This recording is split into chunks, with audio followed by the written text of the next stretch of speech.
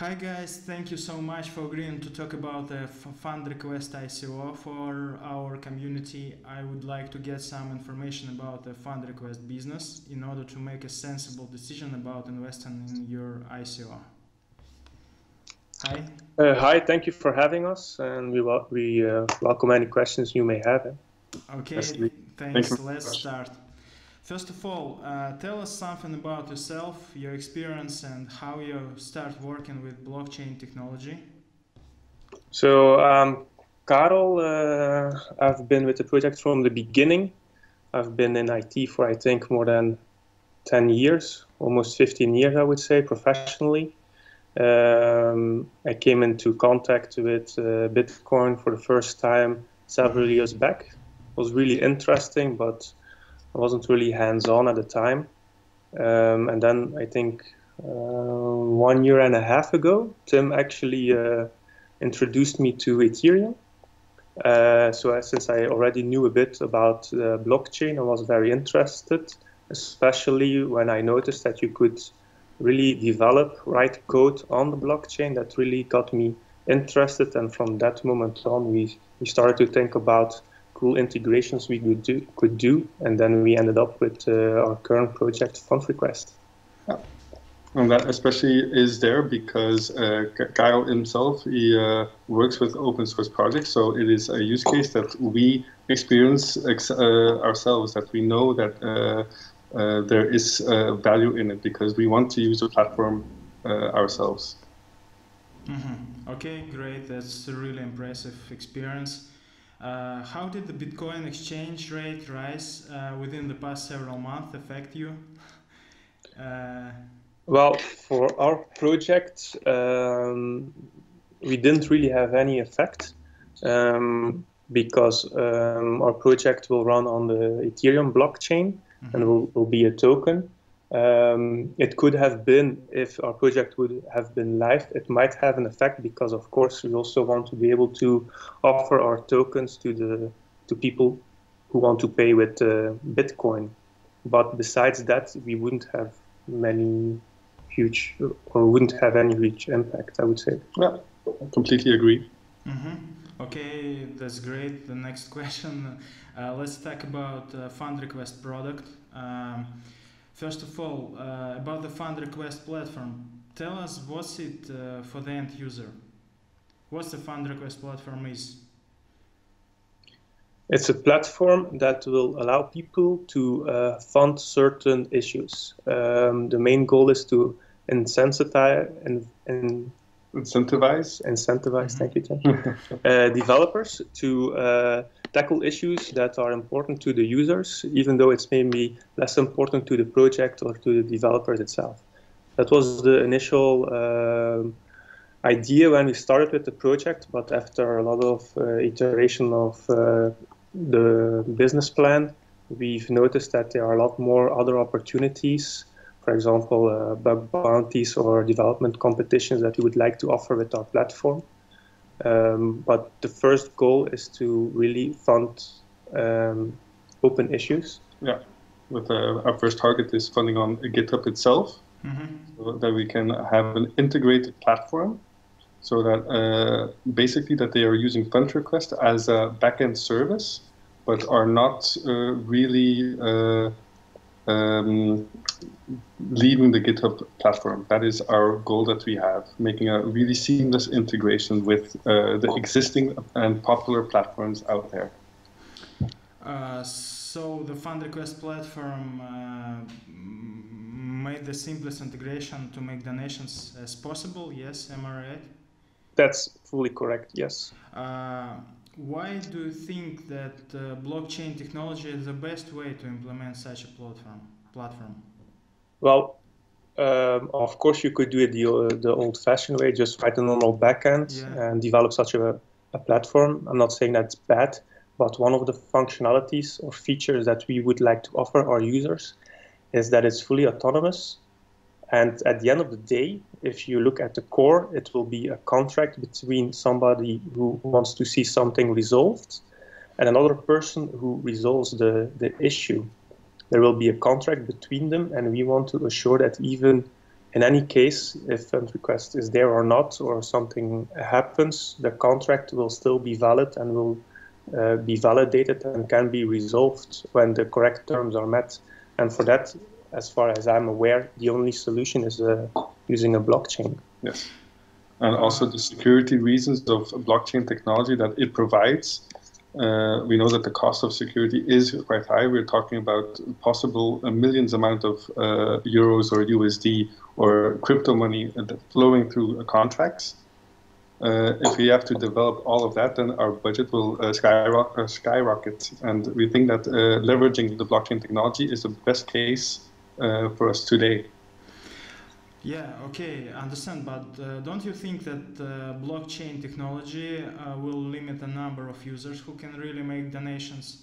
You need to have a wallet, buy bitcoins, etc. just to make a donation. It's pretty complex for a non-technical user. Well, in the first iteration of our platform, we of course will start with accepting bitcoins or ethereums, or immediately our tokens, which we plan to have them available on the needed exchanges. But to really, when we launch our product, the main goal is to also have an integration with PayPal so that normal fiat currencies can be used to buy our tokens, which will then be used on our platform. It's the only way to be able to reach mass adoption, and that's at the end of the day the goal that we set. Mm-hmm. And if people can just pay with PayPal, then they will not be in contact directly with the blockchain. Everything will happen in the backend. And I think this will allow a lot of people to start using our platform, even though they are not or do not have any knowledge of the blockchain. Yes. Mm-hmm. Okay, so that's really pretty interesting solution.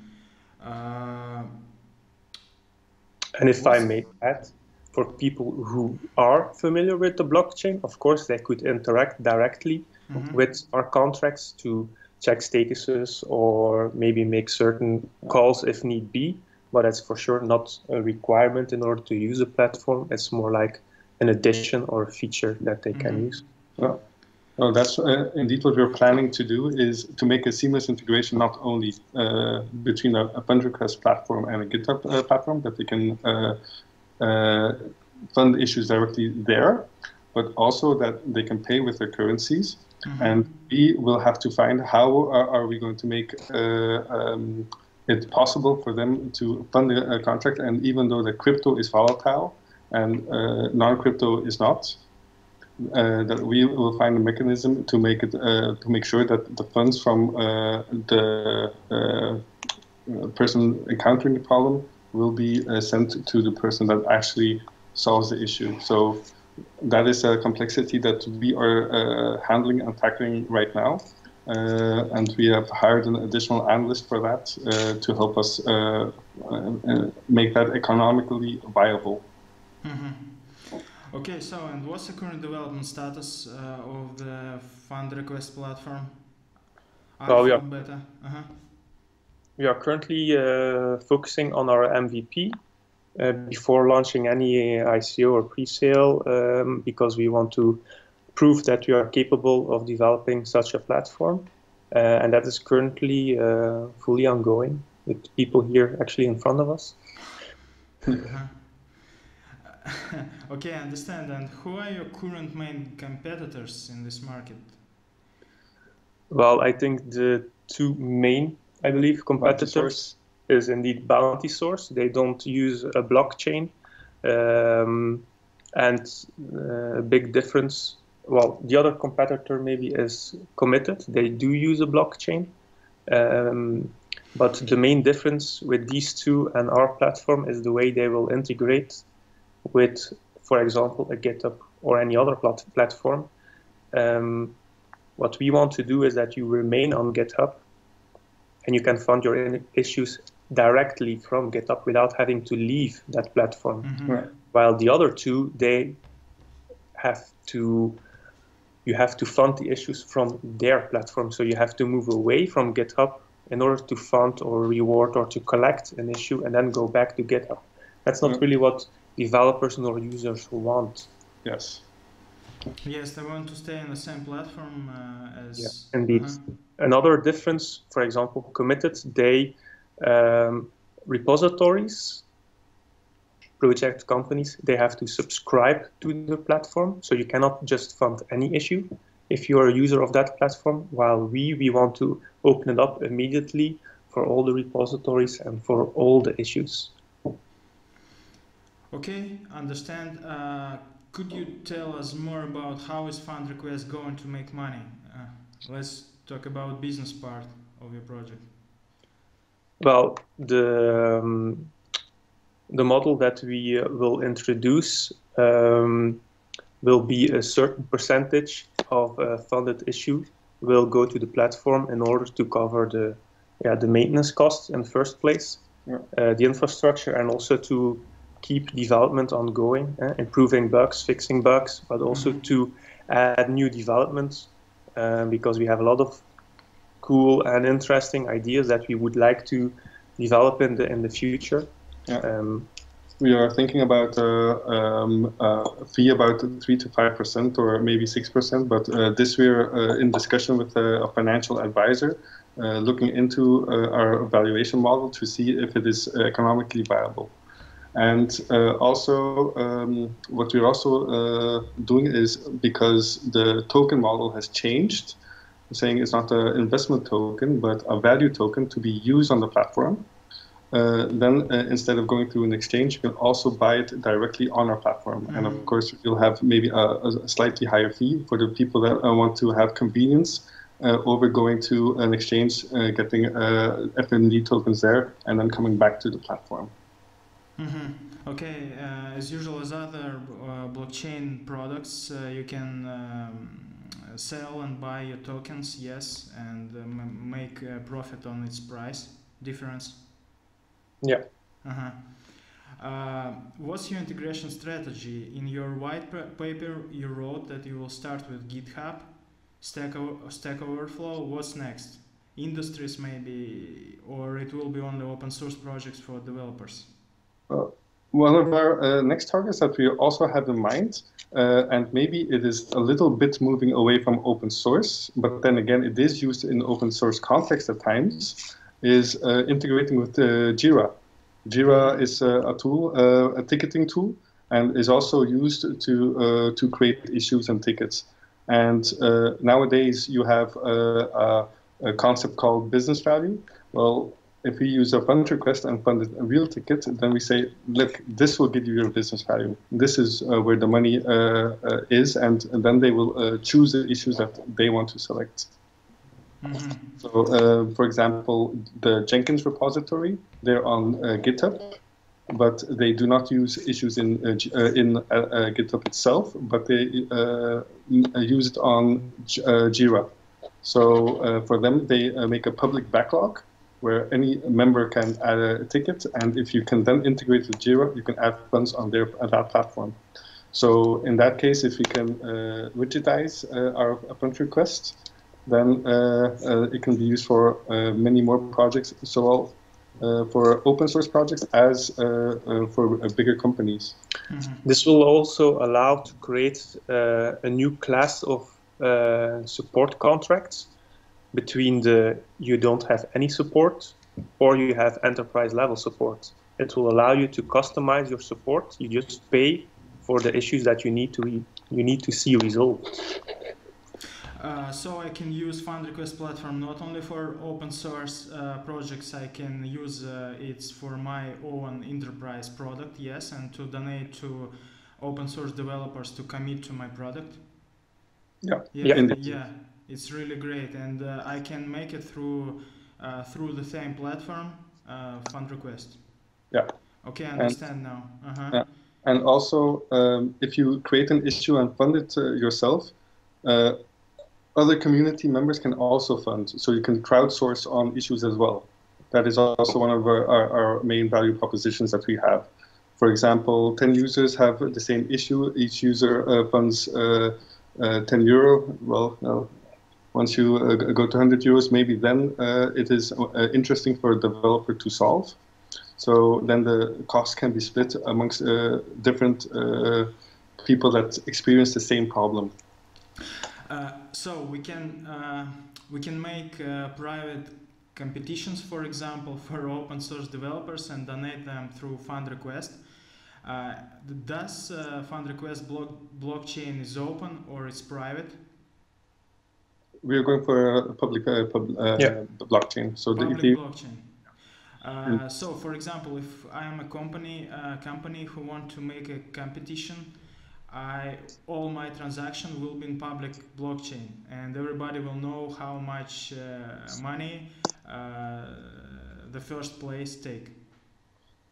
Yes, but at the moment we don't see a problem with that, because what we see is, for example, the platform Kaggle. This is a popular platform for data scientists. Mm-hmm. And what we see is companies like Intel or Facebook or Netflix, they raise competitions on that platform, and they tell them what the acceptance criteria is, how much money that they plan to give the number 1, number 2, and number 3 of the winners of the competition. So I don't think that is a big deal, because they do it on that platform anyway, and if they don't see the transaction, I don't see yeah, that's not a problem, really. Okay, I understand. I just at asked the end, about this. if we would have the question, I don't think it would be such a huge deal to look into it. It's just switching to another network at the end. Another vector we are also planning to target in the future is to have more specific integrations, not really with platforms such as GitHub or Stack Exchange, but for example with LinkedIn. Since our platform will be used to operate on GitHub or Stack Exchange, we will see who are top committers, top developers, whose solutions gets funded most of the time. We will see it in which technologies, in which area. So we could start drafting lists, for example, the top 10 developers, Java developers in Berlin, for example. And we could, I think, have a valuable integration with LinkedIn, where you could show on your profile the work you've done, the value you have added, compared to certain sections they have at the moment. Yeah. Okay, so yes, it's really, there are a lot of applications how you could use blockchain transactions in FundRequest platform. One of them is for recruiting developers. Yes. Let's talk about the value proposition for investor. In your white paper, you make calculations based on 10.7 euro per ether. And your ROI is 15%. Now the price of Ether is something like 300 euro. And if we will recalculate it, we will see that the ROI now is 0.6. What are you going to make? What are you going to do with this? Well, first of all, regarding that, all the calculations that we are doing in fiat, because at the end of the day, most of the world is still running on fiat. So no matter what the price of Ether is, as long as the fiat currency is correct, we are safe. And in that specific example, we had to update just the price of the Ether with the calculations that we did. But in the meantime, as Tim mentioned in the beginning of the interview, the model has shifted. That's a decision we have taken after serious consideration with financial and legal advisors, because the way we wanted to implement it would have serious tax implications. What happened is, with the token model that we envisioned, giving the FND token holders a direct return based on a percentage, we had to calculate another 30% of tax based on Belgian law. And since that is a lot of money that goes away, that we cannot say that this is economically viable. Mm-hmm. So we thought the concept of our platform and the token model, and we've now found a solution where we think this will actually be a better opportunity to use the FND tokens as a currency on our platform. So we will see this new model in your next white paper version. When are you going to deploy this? Normally within 1 week, I would say. Yeah. So the ICO date is also changed, yes? Yeah, indeed. Yeah. We've pushed back the ICO actually for 2 reasons. First of all, is because we had to change the implementation of the token. And secondly, we do not want to start an ICO before we have released our MVP, where people can test the platform, give feedback, and actually see what we can do, and build actually trust with the people who are following us and support our project. Yes. So you think that the first version of your product will get more ICO attenders, but as we know, there are a lot of products nowadays when companies start ICO without any product and they get a lot of money. What do you think about it? That is exactly what we don't want to do, because we really do believe in the FundRequest platform and want to see it live in production and implemented so that we can use it ourselves.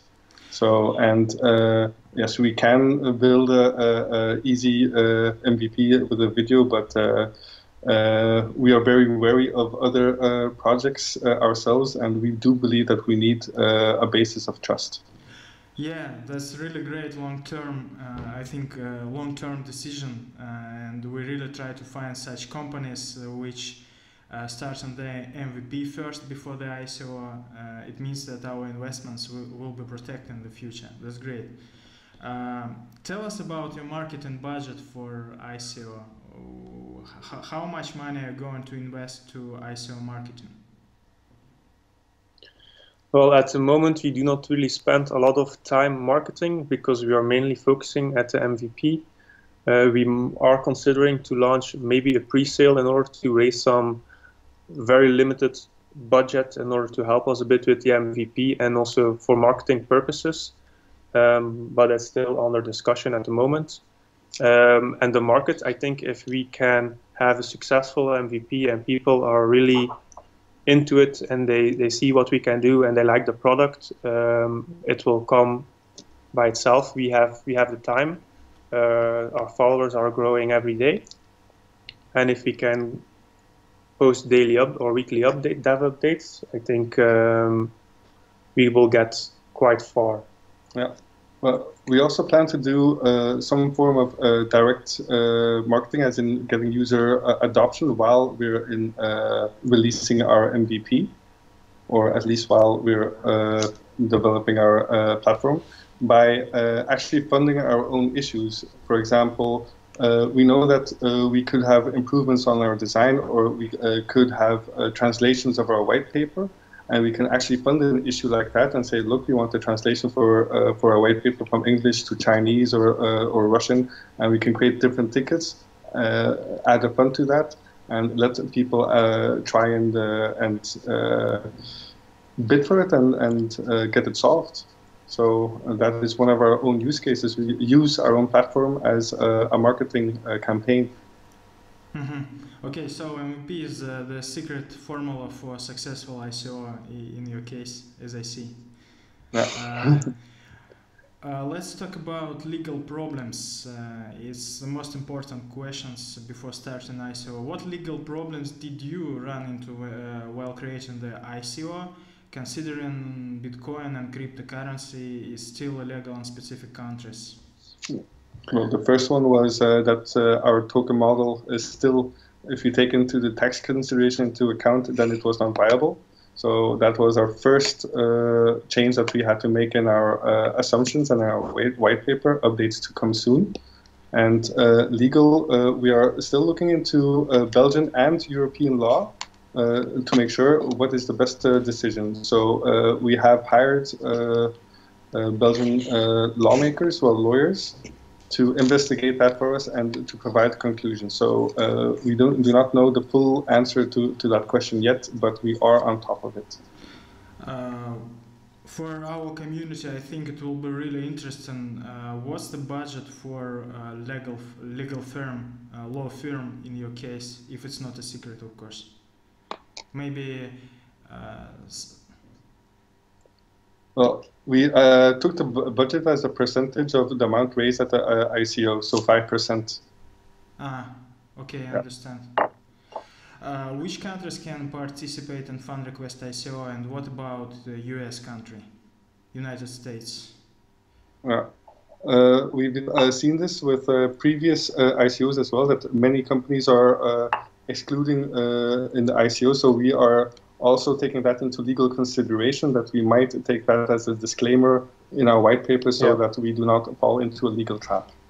But of course, we want to have it open to as many people as possible. Yes. So we will.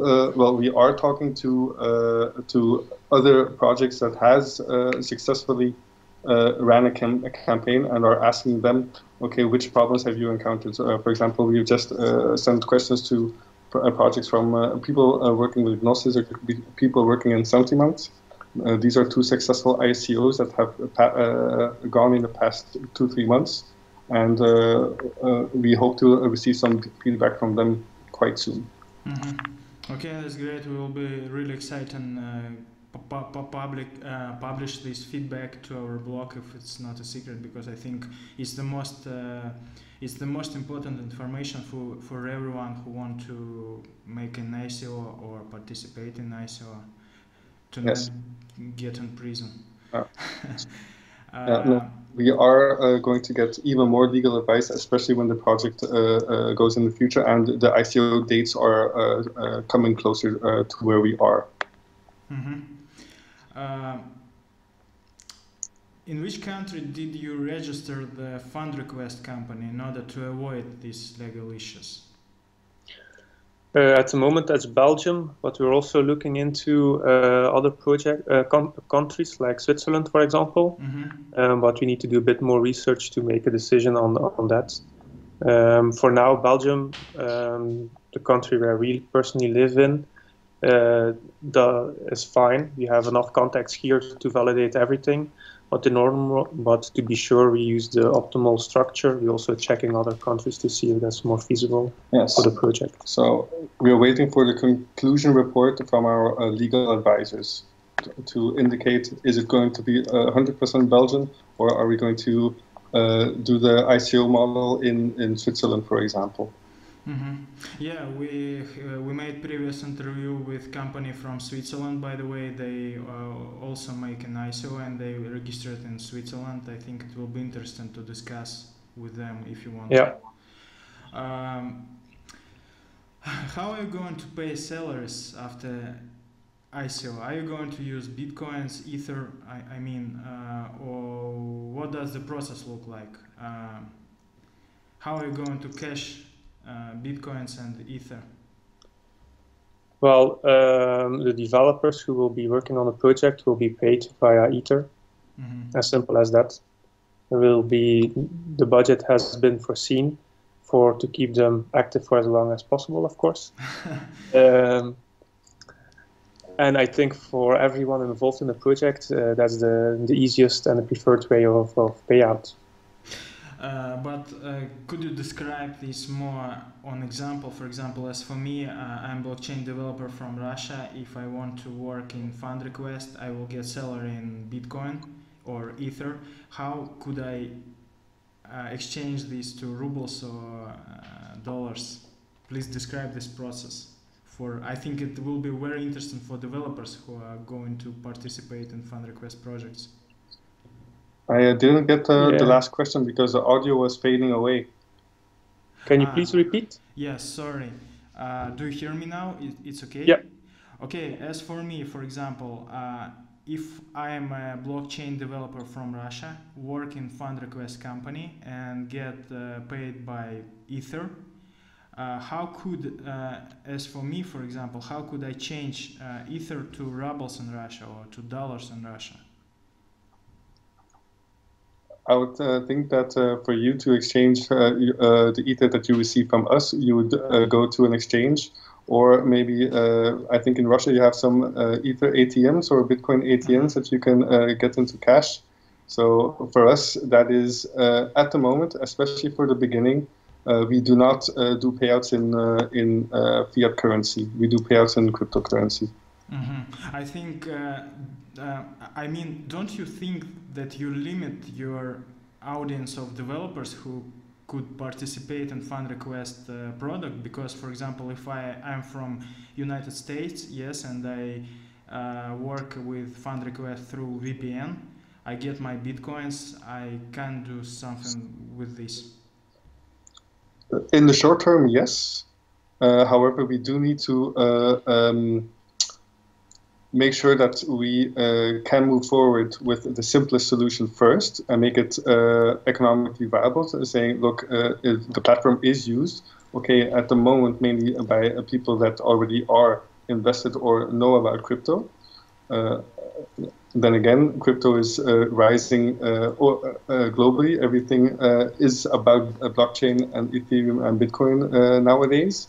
So I do believe in a period of 3 to 5 years' time that this issue will be of a lesser matter. But I do agree, like we said in the beginning of the interview, we are looking forward to make it possible for the funders to fund with their PayPal. Maybe that we can also do the integration back where we can say, look, this is the current ratio that we know is in Euro USD, and that we can do a transfer with a protocol or something.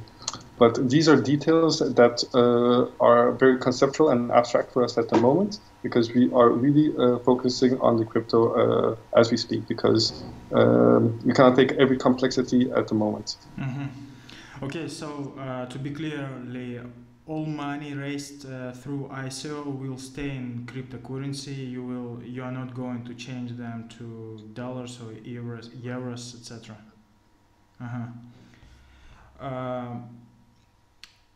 The last question, I think, as you said, what technology are you going to use to issue tokens? Maybe you said it earlier, but please repeat. Are you going to use AmbiSafe, Waves platform, or something else, or develop from scratch? So the main stack will be Ethereum, using, for example, a framework like Truffle to compile and so on. And then on the backend side, we use Java with Spring mainly. And front-end side, we currently it's React, but we might want to change that. We'll see how the next couple of weeks are going. But these are, I think, the main components at the moment. Okay, and one more question. The entire FundRequest code will be open source, or will there be any closed parts in it? No, we plan to make everything open source. The only thing will be the timing, so we will open source every time after a new release, just to keep a competitive edge. We don't want to have every last commit immediately available to our competitors. So first release, then we open source, and it will be like that for other upcoming releases. Okay, please give advice to investors who will see this video and read this interview. Why should they invest in ICO FundRequest? In the first place, they should invest because they believe it's a good idea. They believe that we are capable. This we hope to show them once we have our alpha release. And yes, because they actually want to fund issues themselves on the platform. If it's for trading purposes, that is something that we cannot guarantee that will be a higher value. But this is something that we will allow. The tokens will be tradable.